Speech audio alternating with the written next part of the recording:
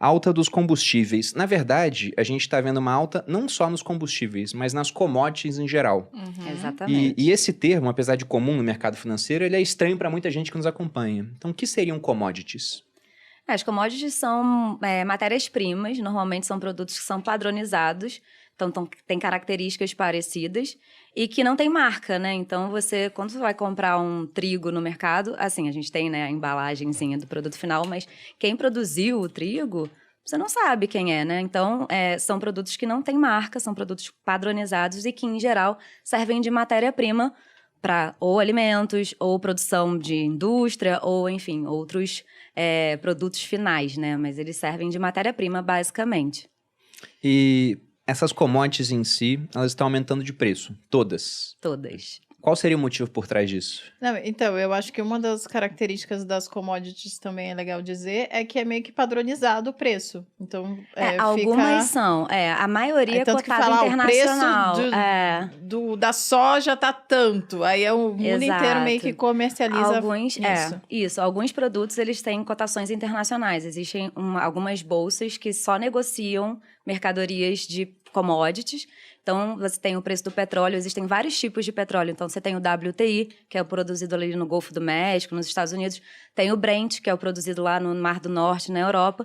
E aí você tem as commodities. Aí você tem trigo, você tem soja, café arábica, enfim, uma série de produtos que são cotados internacionalmente. Então, não é o produtor que vai falar, eu quero que a saca da soja seja $100. Não.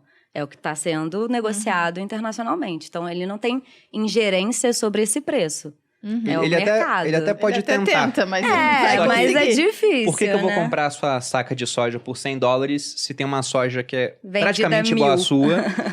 Vende ou mais barato ou mais caro, entendeu? Se a sua tá 100 e o que o pessoal tá vendendo mais caro, eu vou comprar a sua, lógico, mas você vai estar perdendo dinheiro, você não vai querer vender por esse preço. E se tiver muito mais caro, você não vende, que eu posso comprar mais barato no mercado.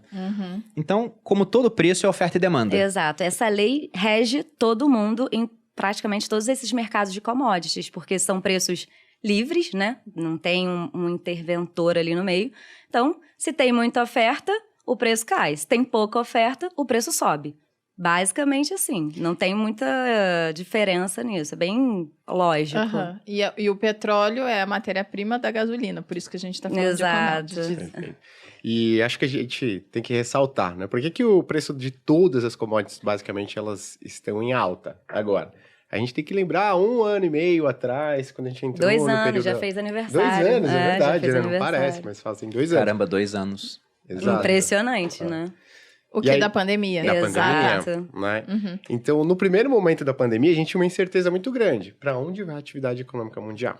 Naquele momento, não sei se vocês lembram, mas a projeção de PIB do Brasil, no começo da pandemia, era de menos 10% em 2020. Né?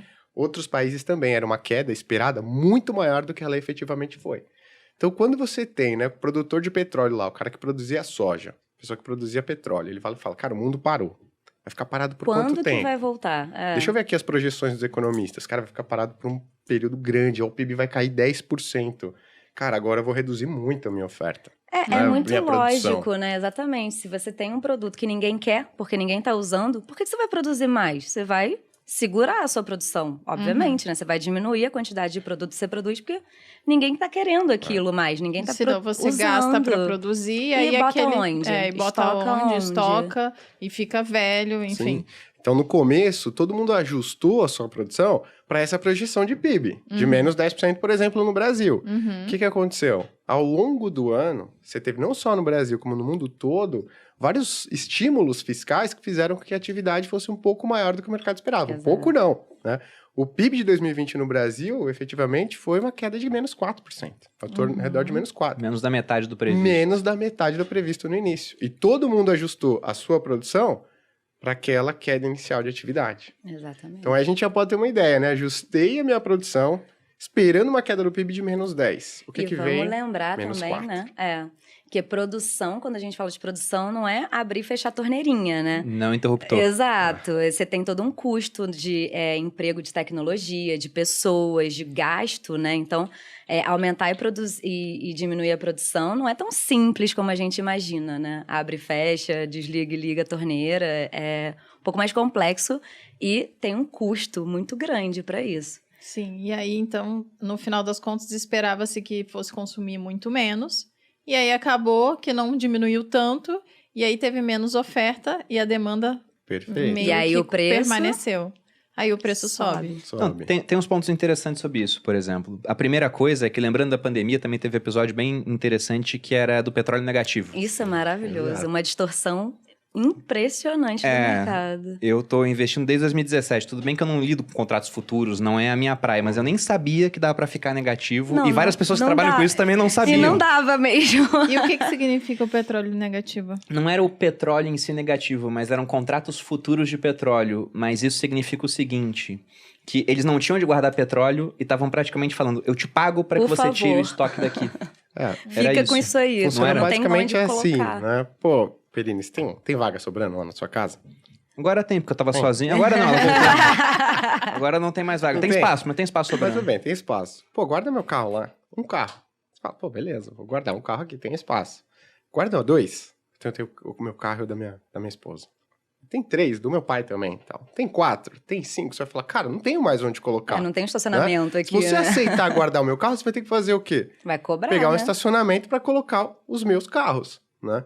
E aí chegou um momento que todo mundo falou, cara, eu já tenho aqui meu estoque cheio de petróleo, né? Não tenho mais onde colocar. Agora eu vou ter que pagar para ter um lugar onde colocar.